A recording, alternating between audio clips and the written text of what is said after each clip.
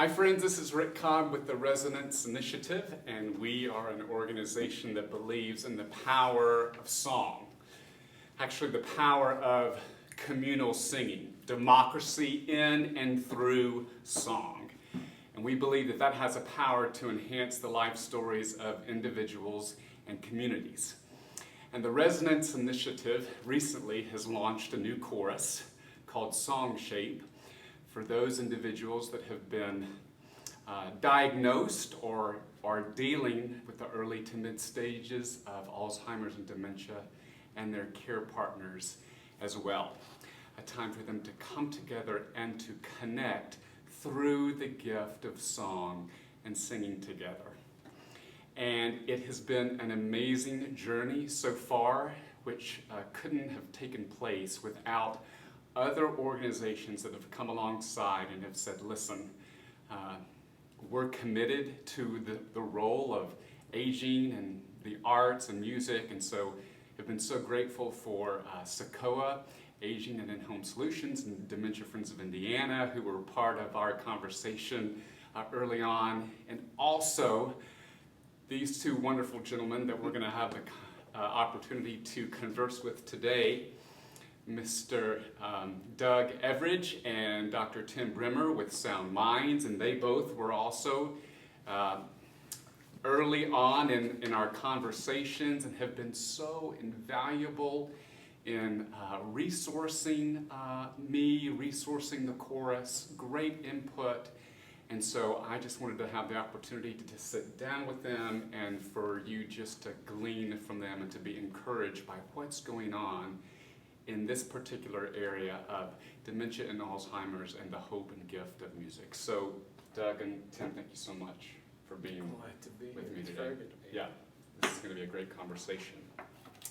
Well, let's start off. Share with us just a little bit about your backgrounds. You can just give a Reader's Digest version, but would love just for you to begin our conversation that way. Very good. Want me to start? Sure. I'll start. Okay. So Doug Everidge, retired from Lilly, took early retirement about 1.5 years ago. Spent 28 years there, so a long time. Yeah. So about the first 20 years was in diabetes, the last 8 in Alzheimer's. And I just fell in love with the Alzheimer's community. Was so disappointed that we weren't able to actually come up with a solution. We were working on a medication. I was on the team 6 or 7 years. We were so close. But it ended up not succeeding in clinical trials. So this early retirement opportunity came up. Yeah. I'm not old enough to retire, but I thought, oh my gosh, there's so many other things I'd love to get involved with. Right.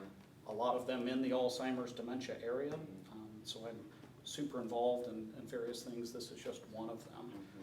But yeah, so I do some consulting. I've got a couple other paying gigs, but a lot of nonprofit Absolutely. unpaying gigs. Right. But I'm just loving, getting involved in the community. Right, great. Tim Brimmer, Professor of Music Education at Butler University. I am in my 26th year here. I have taught not only elsewhere in the United States, but in South America, throughout Europe, and Asia. My fascination with the role that music plays in the human experience has been wide-reaching and deeply profound. I noticed while working with technology integration, with vocal jazz, with choral orchestral conducting, and even before that, K-12 education with pedagogy, music, vocal, choral pedagogy, that there was something far more important, impacting, than just what we were covering in the repertoire, in the literature, in the concertizing, in the performance and composing, in all of the aspects that we still deliver. There's something more than just the sum of those parts. And with the luxury lately of being able to go deeper and broader, colleagues from across this campus and in the healthcare industry have been knocking on my door. It's not just me, but I'm thrilled that they're asking, isn't there a role that the arts could be playing in science, particularly health care science?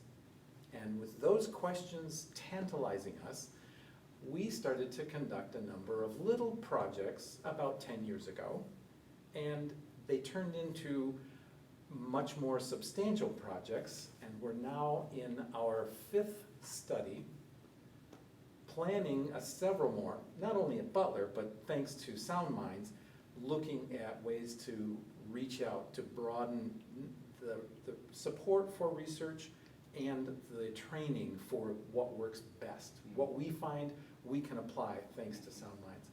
So it's been quite an exciting journey into neuroscience. It's been one of the fascinating things. Non-pharmacological interventions, thanks to the pharmacy colleagues that we've worked with.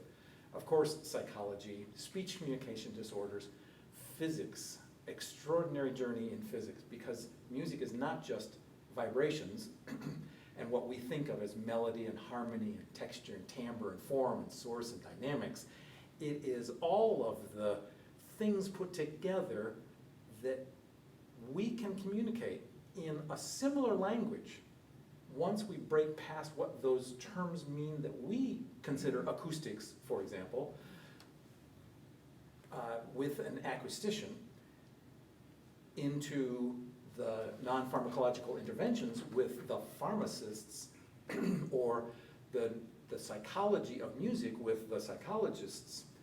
And we have come to an understanding, and physical education, I should include physical education. We're looking at music and movement.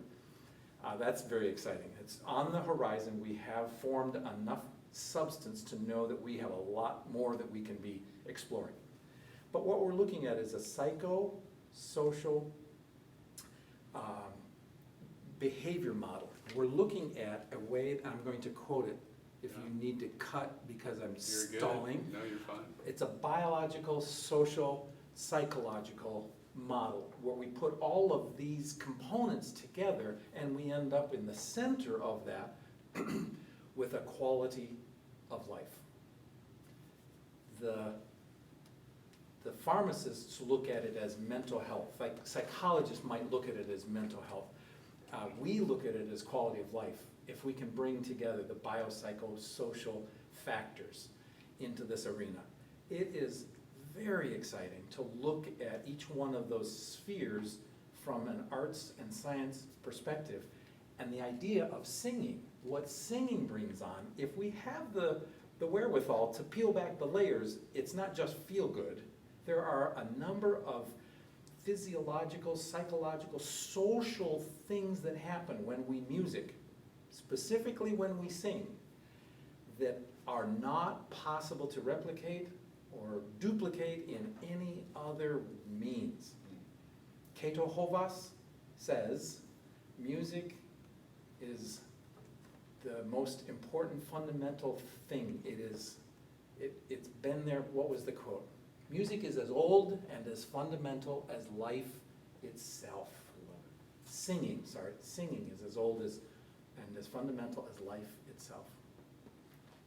So I'm lit up about what we could be doing. All of these other professions have been on our doorstep. They've been waiting for us to join because they've tried a number of strategies and alternatives. And we've been on the outside because we're thinking of music as just the arts.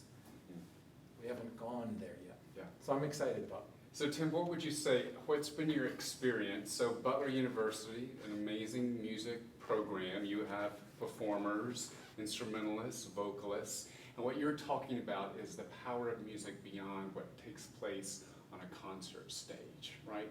So how do you connect those dots? How do you, for that performance major who all their goal is to be singing at the Met, right? And then, but just revealing all these beautiful facets of music that encompass just more than just performance. Well, the larger picture is exciting for the undergrad or the graduate looking at the concert stage. That's encompassing. It's not exclusive to just be looking at the concert stage. The performance, the singing on stage is a rush. Yeah. It's hugely rewarding. Sure. And you and I have done that. We have worked with some of the greatest musicians in the world and have been able to reap that benefit. And just replaying those memories produces dopamine for me, right now, I've got a rush. I can replay it anytime I wish because I've been through those great monumental experiences with great musicians, great composers, great audiences, great venues, and we're doing something that's so monumental, our brains say, our spirits say, capture this moment, relive, remember, and oddly enough, those musical memories that we are so actively involved in outlast all other memories. So here's your example for dementia sufferers. What does last? It's the music that they were involved in their late teens and early 20s. We have so many anecdotal stories and neuroscientists who are reinforcing these highlights of our lives outlast all other memories, outlast how do we balance our checkbook, what's the way to formulate or resolve a quadratic equation. None of that lasts as long as the music we loved when we were between our late teens and our early 20s that formed who we are. We imprint those sounds that we make with emotions, with life values, and they are embedded, they're wedded together, inextricably linked. So all we have to do, carefully, is recreate those musical experiences and enjoy. Yeah. You've heard it as well, we've seen examples of where, you know, the poor person doesn't even remember their own spouse's name or their own daughter's name, but yet you put on music and they just come alive. Yeah. I mean, you've obviously seen the documentary Alive Inside. Right. Which It's just, amazing. oh, it's incredible. Yeah. Where they said, yeah, don't bother, you know, he doesn't communicate unfortunately, Yeah. and doesn't, you know, even recognize his own family, and you put on Cab Calloway, which was his favorite, tears start coming, his eyes I thought were gonna pop out of his head, Yeah. and, you know, he talked about love, and music is love, and it's like, oh my God, where did that come from? Yeah. And everyone else is so thrilled that, oh look, Grandma knows that song, and she's looking at us like, of course I know this song. Where do you think I was born in a barn? You know, it's that, of course I know this music. Yeah. And somewhere over the rainbow, and then they start to tell you about where they were when that movie came out, and they sang that song, and how it affected their lives, and who their friends were around that time, and what else was going on. There's a kind of free flow of information that's uncapped by that musical experience. Yeah. I've seen it happen so many times. It's priceless. For the person who isn't suspecting it or isn't prepared for it, it can kind of blow them away. Yeah. Find one or two or three great songs like that. Get them to sing them. Get them to lift up with other people especially. That's the social side of this, is singing something you know and love with other people, and stand back because they're surrounded by something familiar. The environment is something familiar. The vibrations are familiar. The repertoire is familiar. The conductor beating the pattern might be really familiar. And suddenly, they're there. They're in that moment. And as long as that moment lasts, dementia is irrelevant. Yeah. I think you know something about that. Well, Your little project I'm you got. learning so much, and you mentioned about just the area of music and neuroscience, and you know, music is built to last, right? And music memory is one of the last parts of the brain to be affected, actually, by Alzheimer's disease. They used to think that music only happened in the right side of the brain, but we're learning that's not true, right? It's both, it's everywhere. And in our bodies. Yeah. Music happens neurologically, physically. Yeah. It's our muscles, it's our tissue. Every ounce of us is affected by those vibrations. Yeah. 21 days into gestation, the body is beating. Cells in the body are beating in synchrony. It's a rhythmic experience from the get-go. Give us a little bit of the history. So how did the conversation begin between music and neuroscience and the connection there? Like, how long has this been going on? Thank you for asking. The father of neuroscience and music is Oliver Sacks. Oliver Sacks was, for many of us, the first torch. And it was because he was capable of musicking and psychology that he dug deeper into neuroscience to look at what's happening neurologically in all of these phenomena. And he was the source in his book, Musicophilia, of all the things that can go wrong with the human mind. And by the time you're done reading the book, all of us, myself, my colleagues, my students, at graduate level psychology course, are aghast at all of the things that could go wrong in the human mind that don't. And his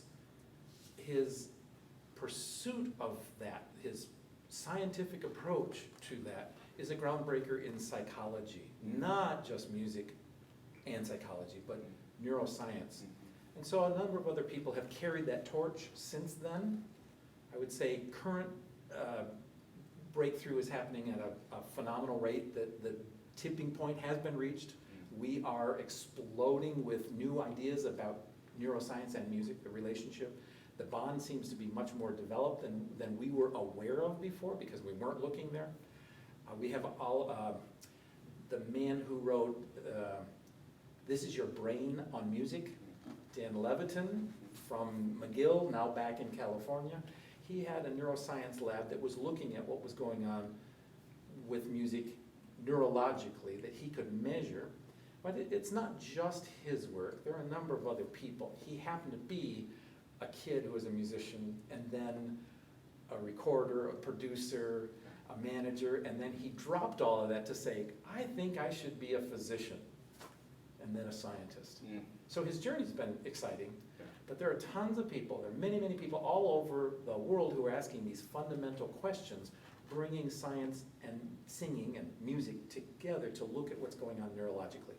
We are deep in the thick of it, and it's all very easy to study now. It's getting easier, I should say, even with crude tools like the fMRI. And it's very exciting to look at what's happening on a global basis. The earliest studies were in Taiwan and Hong Kong. Japan had some studies. And Finland, of all places. We're looking at the most odd of outliers in other fields are making these huge breakthroughs, pulling together these kinds of discoveries. And any university wishing to pursue this kind of exploratory, interdisciplinary, investigative approach to what makes us human in the psychosocial, biological way, the results are pretty rewarding, pretty exciting. And I think it's cool, there's all of these big major studies and major findings and research papers, et cetera, but there's all kinds of small efforts going on as well. So I've set up some Google alert searches that come to my inbox every morning around various topics that I'm doing business with, and one of them is music therapy, music and dementia, music and other conditions. And every day there's numerous articles, some major findings, some just some small little community that is doing something. And it's not all around dementia, that's kind of where we specialize, but around autism and other disabilities, physical and mental, and stroke recovery, and it's incredible. So I am the lone non-musician here, although I like to play one on TV. I bet I've been to more rock concerts than both you guys combined. Yes, this week perhaps more than you guys combined. Take a road trip with this guy. But yeah, I just love music, and that was one neat thing how Tim and I even got connected. So as I was approaching retirement, I had literally 4 people say, you've got to meet this professor of music at Butler who's been studying music and Alzheimer's. I know you love music and you obviously want to help with Alzheimer's. Okay, note to self, meet Tim Brimmer. Didn't get around to it. Had, the second person, the third person, you've got to meet I know, Tim Brimmer, I know, I'm going to meet him. And then I find myself at this Dementia Friends kickoff meeting, I guess about a year ago. And I looked down at the agenda, I got there early, and was like, oh my gosh, Professor Tim Brimmer, he's going to speak. And so a lot of other people, were there that I wanted to connect with too. It was a very big day for me. So I stalked Tim afterwards. I went up in line and waited for other people to talk with him. And I said, Tim, Doug Everidge. And I think he said, I've had people say that I should be speaking. I think it was the same people that were saying, you guys need to talk. But yeah, so we started, chatting and just, what we each believed in and wanted to help with and where our strengths and weaknesses are. And we're a pretty good fit because, again, I can't speak to all of the behind-the-scenes music and what it does, but I can bring the business side, the marketing side, the network, and so, I mean, we're... Got nothing in that arena. I concur, he's got nothing in that arena, but we've been a great great fit. team. And so it's been very cool. Today, for a case in point, we're trying to figure out how to administer something really great that we've been gifted with, and I'm begging, Doug, help, please. How do we deliver this service? Yeah. So he's clicking through the calculations that are necessary to make this possible. Indebted. It takes a whole... But we've got this great team. I just stumbled upon with dumb luck at the right time. Yeah. Tim had already had this great team of individuals that had been Yeah. meeting and plugging, various holes and, putting this team Right. together. And I just kind of weaseled my way in like, oh, wow. And so it's been great. I think, would you agree, if we knew what, and we could describe what we were after, how to package what we know and believe, that there would be more people than we could handle? Yes, absolutely. The number of people who have asked, can I help? Is there something I can do? What would help me? What would help me care for myself? What would help me care for my, fill in the blank, my mother, my students? My aunt does this, or my grandma, or I wish I could have taken better care of my grandpa. What could I do? And then you see the enthusiasm, the guilt, these deep memories. The number of people who are affected, I had no idea it was as deep or as rich. Yeah. Because only the most needy end up in nursing homes and no one to care for them. That's growing. The number of people who are ending up in nursing homes is increasing. Yep. And we're aware that all of us are aging now, and it's not just the youthful vigor that we're trying to hang on to, it's quality of life for those of us who are unable to look or act young. And the excitement is, how can we raise the quality of life through these kinds of experiences? It takes a whole village. Doug's leadership, administrative, heading us up with that kind of vision, priceless. Yeah. I just hear the spirit of collaboration is so important and so vital in this. Yes. Amongst, again, our team, working with you and your team and, Dementia Friends, we're super involved with them and the folks at Socoa and, I mean, It's not keeps just going our on. piece of Oh the my pie, gosh. right? We're not silos doing our own thing. No, that's one thing I just love about this whole area. You and I were talking about it earlier, you just start scratching the surface and you just find so much, oh, this is connected to that, and oh my gosh, let's help this person, and let's build our networks and use our networks and leverage our networks to, figure that out. We don't have all the answers, and there's no way that one could, and so. Sure. So yeah, it's great. Joy's House has been super helpful with us. I'm on their board, and just another example of, people trying to do the right thing for this population. Right. So it's great.